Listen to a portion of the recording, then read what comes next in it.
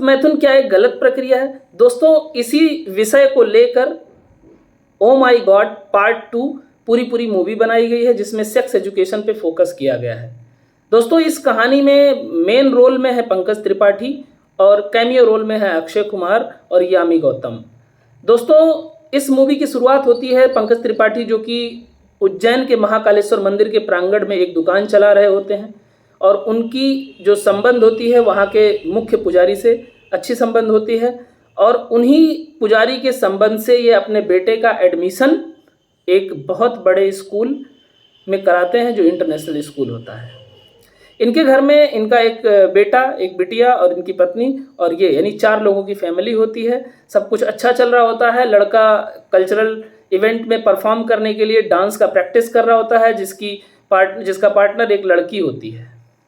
ये बात उस लड़की के बॉयफ्रेंड को नागवार गुजरता है कि मैं क्यों नहीं हूँ इसका पार्टनर, और वो उस लड़की को मिसगाइड करता है। फिर लड़की अगले दिन उसके साथ परफॉर्म करने से मना कर देती है और अपने बॉयफ्रेंड को अपना डांस पार्टनर चुन लेती है, जिससे विवेक को यानी पंकज त्रिपाठी के बेटे को बहुत बुरा लगता है और वो अपने टीचर से इसका जस्टिफिकेशन मांगता है, जिसमें उसकी टीचर उसको डांट के भगा देती है। फिर जब ये टॉयलेट के लिए जाता है, उसी दौरान उस लड़की का बॉयफ्रेंड आता है और उसको गलत तरीके से नेगेटिव उसको मिसगाइड करता है। कहता है कि तेरा लिंग का आकार छोटा है, साइज छोटा है, इसीलिए इस लड़की ने तुझे फायर आउट कर दिया है, तुझे मना कर दिया है अपना पार्टनर रखने के लिए, जबकि उसका उस विषय से कोई संबंध नहीं होता है। लेकिन टीनेज में बच्चे तो आप जानते ही हैं कितने लॉजिकल होते हैं और उस बात को वो सही मान लेता है। और हाँ, एक और बहुत बड़ी बात उसने ये मिसगाइड किया कि अपने लिंग का साइज बढ़ाने के लिए तुझे मास्टरबेशन करना पड़ेगा और अगर तू मास्टरबेशन करेगा तो तेरा लिंग का साइज बढ़ जाएगा। अब इस बच्चे के मन में ये बैठ गया और वो मास्टरबेशन स्टार्ट कर देता है। लेकिन मास्टरबेशन करने के दौरान भी उसको लगता है कि मेरा साइज तो वही है, और फिर से वो बीच बीच में क्लास के बाद मिसगाइड करने आ जाता है कि तेरा साइज नहीं बढ़ रहा है तो तू कुछ और प्रक्रिया कर, लाइक वियाग्रा खा, या और जो बंगाली बाबा टाइप के लोग चूरन बैठ के तंबू में बेचते हैं उनसे वो तेल लेता है, उससे भी कोई फर्क नहीं पड़ता है। फिर इसी प्रक्रिया में वो एक डॉक्टर के पास जाता है जो 3 बल्ब होते हैं उससे जला के सेक्स की पोटेंशियलिटी और लिंग का चेक करता है, उससे भी कोई प्रभाव नहीं पड़ता है। फिर उसको कोई बताता है कि वियाग्रा लो और वियाग्रा से मास्टरबेशन ज़्यादा कर पाओगे, और वो इसी को सही मान लेता है और वियाग्रा लेता है और एक साथ 3 वियाग्रा खा के एक्सेसिव मास्टरबेशन करता है और इसी दौरान वो बेहोश हो जाता है, हॉस्पिटल एडमिट होता है। हॉस्पिटल में एडमिट होने के बाद वो डॉक्टर बहुत ही सिंसियर होता है और डॉक्टर पंकज त्रिपाठी को फ़ोन करता है, उनको सारी कहानी बताता है और पंकज त्रिपाठी को समझाते हुए कहता है कि अब तक आप तो बाप अच्छे बने, लेकिन अब आपको दोस्त बनने की ज़रूरत है, क्योंकि यदि आपके बेटे को ये पता चलेगा कि उसके पिताजी को सारी बात पता हो गई है कि वो क्यों एडमिट हुआ, मास्टरबेशन करते हुए उसको ये ड्राउजीनेस आया, चक्कर आया और वो जो है बेहोश हो गया।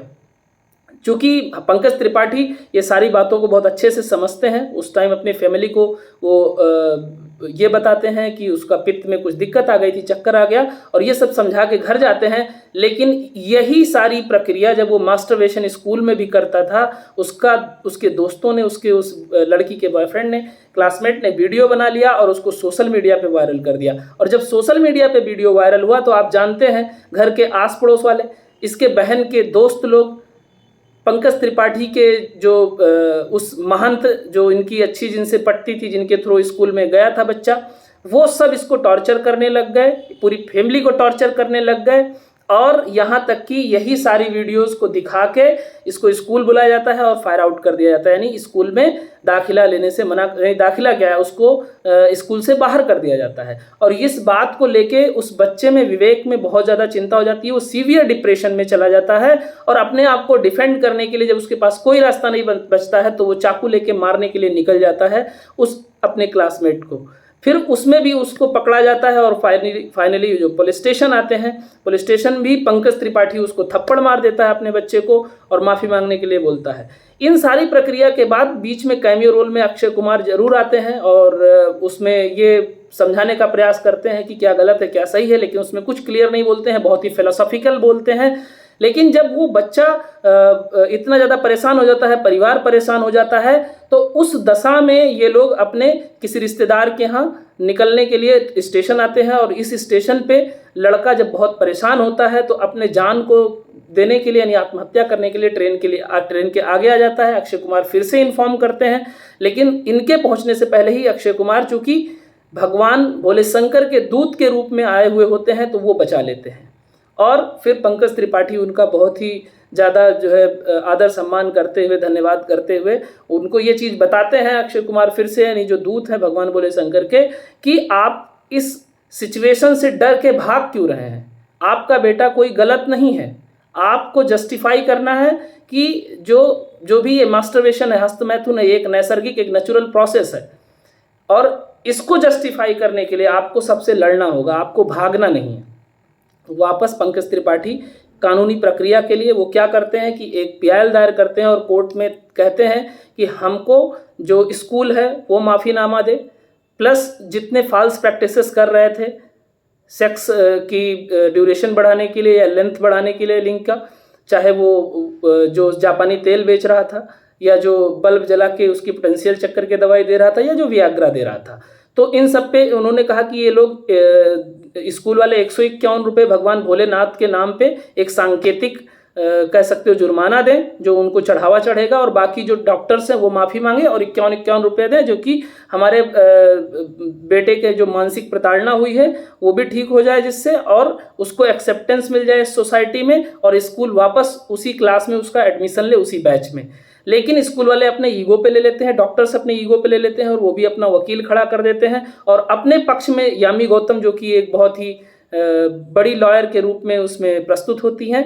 तो जो पंकज त्रिपाठी का वकील होता है वो मैदान छोड़ के भाग जाता है। अल्टीमेटली पंकज त्रिपाठी के पास जब बहुत बड़ा दुख खड़ा हो जाता है कि अब मेरा केस कौन लड़ेगा, कोई लड़ने के लिए तैयार नहीं होता है, तो वो खुद केस लड़ने के लिए अध्ययन करते हैं। और अध्ययन किससे करते हैं? जो अक्षय कुमार यानी शिव, भगवान शिव के दूत के रूप में आए होते हैं, उन्हीं के झोला उनके दुकान पे छूट जाता है और उसी झोले को घर पे लाके रखते हैं और जब गिरता है तो उसमें कुछ ग्रंथ निकलते हैं। वो पंचतंत्र होता है, वो कामसूत्र का किताब होता है, पुस्तक होता है, उसके अलावा और भी ग्रंथ होते हैं जिनमें सेक्स और सेक्सुअल प्रोसेस के बारे में बहुत ही अच्छे से बताया गया है। आप लोग सभी जानते हैं कामसूत्र के बारे में। वो उसका अध्ययन करते हैं और उसी किताबों को कोट करते हुए, उसी अध्ययन के आधार पे वो कोर्ट में जस्टिफिकेशन देते हैं अपने बच्चे का। इस पूरी प्रक्रिया में बार बार उनकी पत्नी को, उनकी बिटिया को और उनके बेटे को भी प्रस्तुत किया जाता है सवाल जवाब करने के लिए, जिनमें वो काफ़ी अच्छे से पारंगत हो जाते हैं और एक एक शब्दों का जवाब बहुत ही अच्छे से देते हैं। इवन जब मास्टरबेशन के बारे में उनकी बिटिया से पूछा जाता है तो वो बहुत ही अच्छे से हिंदी में सरलता से, सुगमता से उसको अच्छे से एक्सप्लेन करती है और बताती है कि ये एकमात्र नैसर्गिक प्रक्रिया है जिसके माध्यम से कोई भी पुरुष एक सेक्सुअल फैंटेसी प्राप्त करता है, यानी एक कह सकते हो कामेच्छा जैसा सुख प्राप्त करता है। इसी तरीके से उनकी वाइफ से भी पूछा जाता है और वो सब लोग बहुत अच्छे से हैंडल करते हैं। लास्ट में उनका बेटा भी बहुत अच्छे से उस सिचुएशन को हैंडल करता है। अल्टीमेटली वो केस जीत जाते हैं। तो दोस्तों, इसमें पूरी की पूरी मूवी में सेक्स एजुकेशन का इम्पोर्टेंस बताने के लिए फोकस किया गया है कि कितना इम्पोर्टेंट है। और यहाँ तक इसमें यह भी बताया गया है स्त्री की योनि का जो रूप है उसके भी बारे में बताया गया है कितना इम्पोर्टेंट है, और लिंग का भी बताया गया है कितना इम्पोर्टेंट है कि बिना योनि और लिंग के इस संसार का विकास भी असंभव है। तो इसकी महत्ता के बारे में भी बताया गया है और सेक्स एजुकेशन क्यों जरूरी है ये बताया गया है। अब दोस्तों, हम आपको इसको मेंटल हेल्थ से कोरिलेट कराते हुए बताना चाहेंगे कि बहुत ही इम्पॉर्टेंट एक बीमारी है जिसको हम धात सिंड्रोम के रूप में जानते हैं। और दोस्तों, ये धात सिंड्रोम जो होता है ये बेसिकली भारत, बांग्लादेश, पाकिस्तान इन सब जगहों पे पाया जाता है। और धात सिंड्रोम में भी ऐसी ही मिथ होती है और लोग गूगल करते हैं, तरह तरीके किताबों में पढ़ते हैं, ऐसे बंगाली बाबा टाइप के लोग जो तंबू लगाए होते हैं उनसे संपर्क करते हैं और उससे मिसगाइड होके अपनी मेंटल हेल्थ कंडीशन ख़राब कर लेते हैं। धात सिंड्रोम में बेसिकली उनको ये लगता है कि जो स्पर्म है ये बहुत ही इम्पॉर्टेंट पार्ट है, इसको मास्टरबेशन के माध्यम से अगर हम गिराते हैं तो हम आगे हमारी पोटेंशियलिटी डिक्रीज हो सकती है, हम इम्पोटेंट हो सकते हैं, नपुंसक हो सकते हैं और बहुत ज़्यादा शरीर में कमजोरी आ जाती है। कमजोरी के साथ साथ भूख नहीं लगता है, एंजाइटी होती है और गिल्ट फील होता है। ये सारा चीज़ होते होते एक प्रॉब्लम उनको ओवरऑल मेंटल हेल्थ कंडीशन का हो जाता है।